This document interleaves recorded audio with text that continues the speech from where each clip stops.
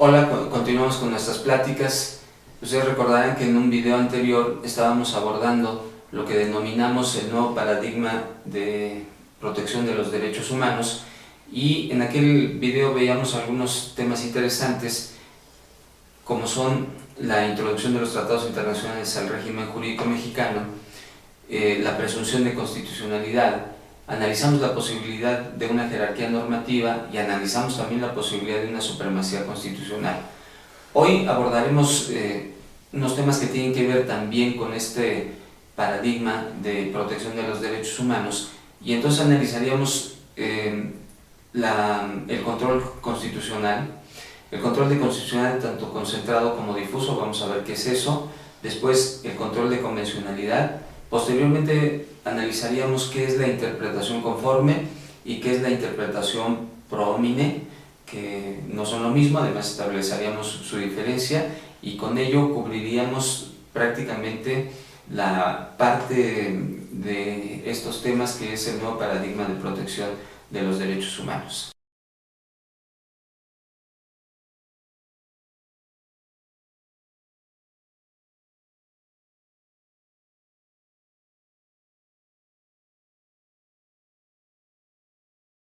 ¿Qué es el control de constitucionalidad?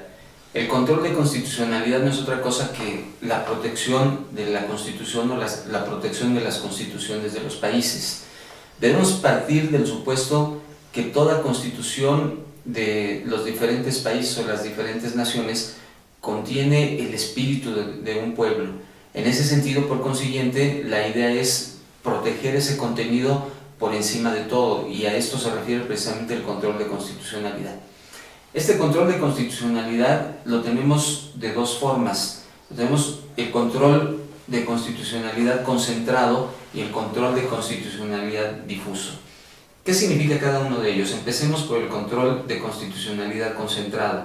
Este también es llamado control kelseniano o control austriaco o control europeo, precisamente porque parte de las ideas de Hans Kelsen. Hans Kelsen pensaba que quienes podían hacer la protección del contenido de la Constitución tenían que ser jueces, pero no de cualquier nivel. Tenía que existir una élite de jueces que fueran los que protegieran ese contenido constitucional. Partiendo de esa idea, en nuestro país durante muchos años tuvimos ese tipo de control exclusivamente, control de constitucionalidad concentrado, que prácticamente lo teníamos a partir de la Suprema Corte de Justicia de la Nación, tanto en pleno como en salas, y de los tribunales colegiados de circuito. Estos órganos eran los únicos encargados de establecer la contrariedad de las normas jurídicas con algún precepto o algunos de los preceptos de la Constitución, y esto se refería precisamente al control concentrado. Se le denomina también control concentrado de constitucionalidad porque se realiza mediante determinados mecanismos. Estos mecanismos son básicamente el juicio de amparo, las controversias constitucionales, las acciones de inconstitucionalidad y pudiera ser también los procesos federales electorales. A partir de estos mecanismos, y solo los entes que realizan o que pertenecen a este ámbito, mejor dicho, son los que podían llevar a cabo el control de constitucionalidad según la idea kelseniana. Nosotros era curioso porque el artículo 133 de la Constitución Política de los Estados Unidos Mexicanos es copia literal del artículo 6 de la Constitución norteamericana, y en este artículo 6 de la Constitución de los Estados Unidos de Norteamérica se contiene un control difuso de constitucionalidad. Por ende, lo que existía antes del año del 2011 era una confusión tanto literaria como jurídica, porque habiendo un contenido en la Constitución nuestra de control difuso de constitucionalidad, sin embargo lo que en la realidad teníamos era un control concentrado de constitucionalidad. ¿Cómo resolvió el supuesto en aquellos días la Suprema Corte de Justicia de la Nación? Pues estableciendo una interpretación no aislada de los artículos sino una interpretación conjunta. Es decir, el artículo 133 constitucional no se podía interpretar, dijo la Corte, de manera aislada, solamente el artículo 133, sino que tendría que haber una reunión de interpretación, una hermenéutica, y este artículo 133 se tendría que analizar a la luz o en conjunción con los artículos 103, 105 y 107 constitucionales. Estos últimos preceptos, el 103, 105 y 107, son los que contienen al juicio de amparo, las controversias constitucionales y las acciones de inconstitucionalidad. Por ende, la Suprema Corte de Justicia de la Nación lo que estableció es que si nosotros analizábamos el contenido del artículo 133 con el 103, 105 y 107, encontrábamos que en realidad teníamos control concentrado de constitucionalidad. Bien, vienen las reformas del año 2011, y a través de las reformas entonces ya se establece también en nuestro país el control difuso de constitucionalidad. Este control difuso de constitucionalidad es también llamado control norteamericano, porque precisamente viene de los Estados Unidos de Norteamérica. En los Estados Unidos de Norteamérica vamos a tener un caso paradigmático del cual surge este control difuso de constitucionalidad, que es la sentencia Marshall, o también conocida como el caso Marbury contra Madison. ¿Qué fue lo que sucedió en relación a este caso? Comento muy someramente para efectos de no alargarnos demasiado. Pues sucede que este señor Marbury, junto con muchos otros abogados, concursan para ser jueces federales, ganan el concurso, salen avantes en el concurso, y de pronto el encargado de darles el nombramiento, que era precisamente un secretario de Estado de apellido Madison, no les entrega el nombramiento. Entonces ellos acuden a la Corte Suprema de los Estados Unidos. Allí en la Corte Suprema de los Estados Unidos estaba como presidente precisamente el juez Marshall, y este analiza el contenido de la queja que le estaban presentando y encuentra que los dolientes tenían razón en cuanto a su petición. Es decir, que si ellos habían ingresado a un concurso, lo lógico era que les dieran sus nombramientos como jueces federales, pero posteriormente analiza de dónde provenía la norma jurídica que les dio cabida para presentar su reclamo, y sucede que esta norma jurídica establecía la posibilidad de llegar directamente a la Corte Suprema de los Estados Unidos, cuando que la Constitución norteamericana decía todo lo contrario. Es decir, la Constitución de Estados Unidos decía que a la Corte Suprema solamente se podía llegar por vía de revisión o por vía indirecta, mientras había una norma jurídica de menor rango que establecía lo contrario. Es ahí donde el juez Marshall encuentra que todos los jueces de cualquier nivel debían hacer control de la Constitución, es decir, debían de proteger el contenido de la Constitución y por consiguiente apartar las normas jurídicas que pudieran ser contrarias a la Constitución. Y es ahí donde nace, donde surge prácticamente el control difuso de constitucionalidad.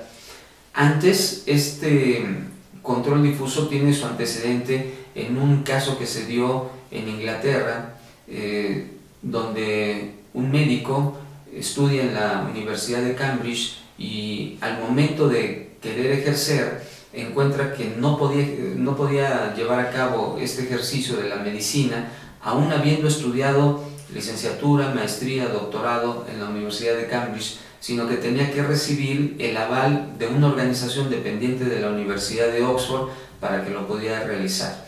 Al no recibir ese aval de esta organización proveniente de la Universidad de Oxford, entonces este propio organismo le aplica multas, este propio organismo le aplica arrestos, y él lleva su asunto ante la Corte Suprema también inglesa, o lo que pudiera considerarse a la par de una Corte Suprema, y ahí hay un juez de nombre Edward Cook que le da la razón a este médico de apellido Boham, en el sentido de que los órganos o las autoridades no pueden ser juez y parte a la vez. Este juez Edward Cook lo que establece es que, si bien es cierto que en Inglaterra no tenían una base escrita pero los principios que son el contenido de la normatividad prácticamente se elevaban a un rango de posible contenido constitucional y que por consiguiente estos tendrían que prevalecer. Pues mediante estos dos casos en concreto es que se da el control difuso de constitucionalidad. En nuestro país nosotros adoptamos este control difuso a partir de las reformas a la Constitución, en concreto del artículo 1 constitucional del año 2011. Antes, un juez que no perteneciera a este élite que nosotros comentábamos de tribunales colegiados de circuito o de Suprema Corte de Justicia de la Nación no podía hacer este control de constitucionalidad. Al día de hoy no solamente pueden hacerlo, sino que están obligados. ¿Qué es lo que tiene que hacer un juez en vía de control de constitucionalidad? Pues lo que tiene que hacer es, si encuentra una norma jurídica que sea contraria a la Constitución, tiene que apartarla, tiene que desdeñarla, tiene que dejar de aplicarla y aplicar por encima de ello a la Constitución de nuestro país. La diferencia que podíamos encontrar entre el control concentrado de constitucionalidad y el control difuso es que quienes llevan a cabo el control concentrado, que ya dijimos pertenecen a una élite, pueden operar como legisladores negativos, es decir, pueden hacer desaparecer a la norma jurídica, en tanto que quienes hacen control difuso de constitucionalidad ni siquiera pueden hacer un análisis de inconstitucionalidad de las normas jurídicas. Simple y sencillamente encuentran una norma jurídica que choca con la Constitución y lo que tendrían que hacer es apartar esa norma jurídica, no aplicarla, dejar de aplicarla o desaplicarla para efecto de dar paso al contenido constitucional. Y esto precisamente es lo que significa el control de constitucionalidad.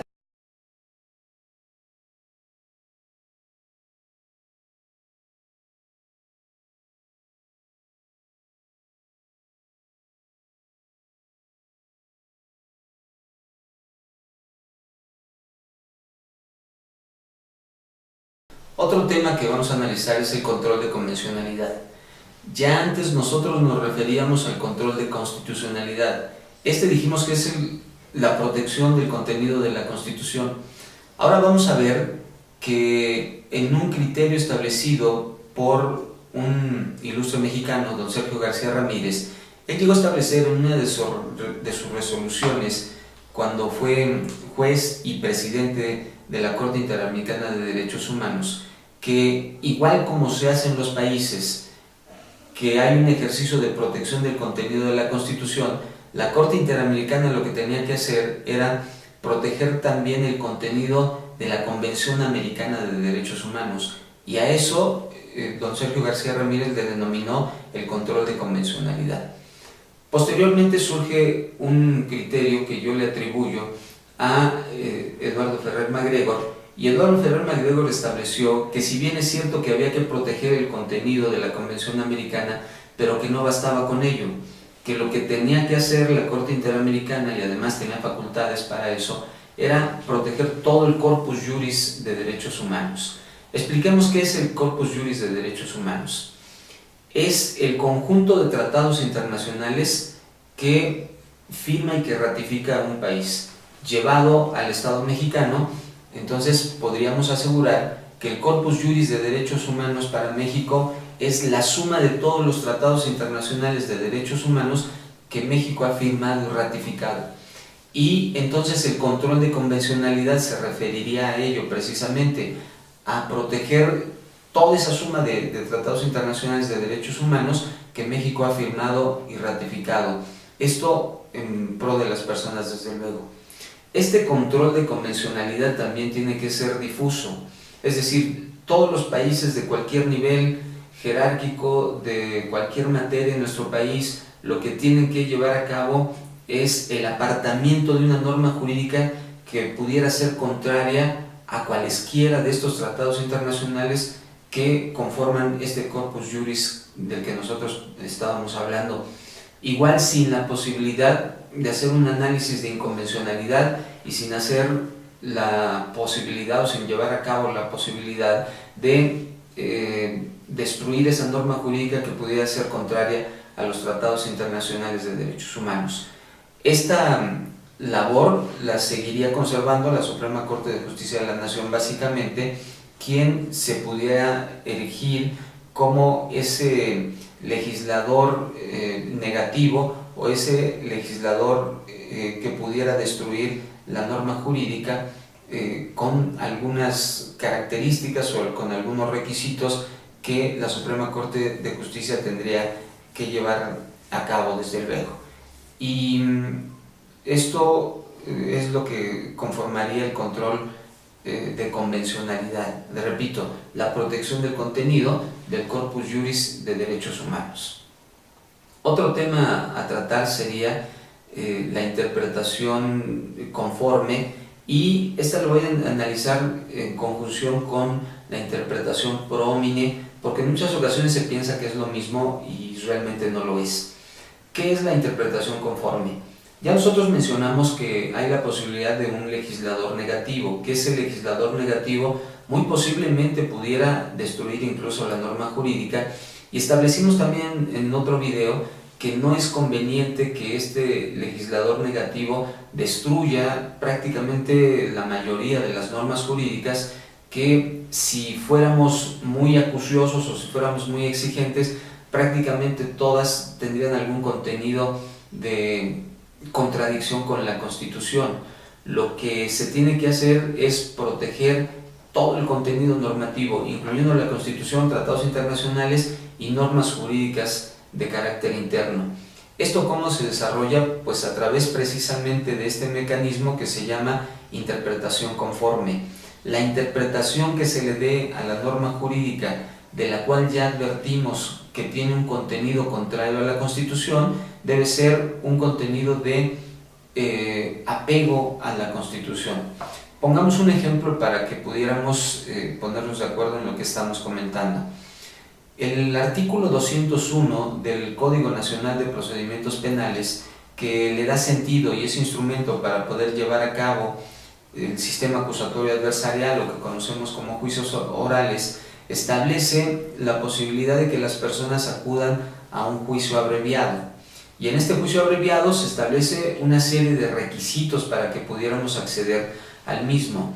Dentro de esos requisitos está el que no se desahoguen pruebas, el que la acusación se presente por parte del Ministerio Público de acuerdo al contenido de los datos contenidos en la carpeta de investigación, y finalmente el que nos ocuparía para efecto de lo que estamos explicando, que el imputado acepte su responsabilidad.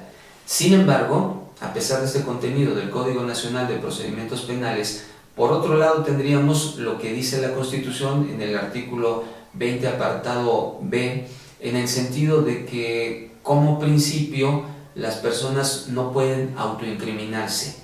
Entonces, el Código Nacional de Procedimientos Penales lo que aparentemente está planteando es una contrariedad con la Constitución, es decir, la posibilidad de que una persona se autoincrimine a partir de que debe de aceptar la responsabilidad penal.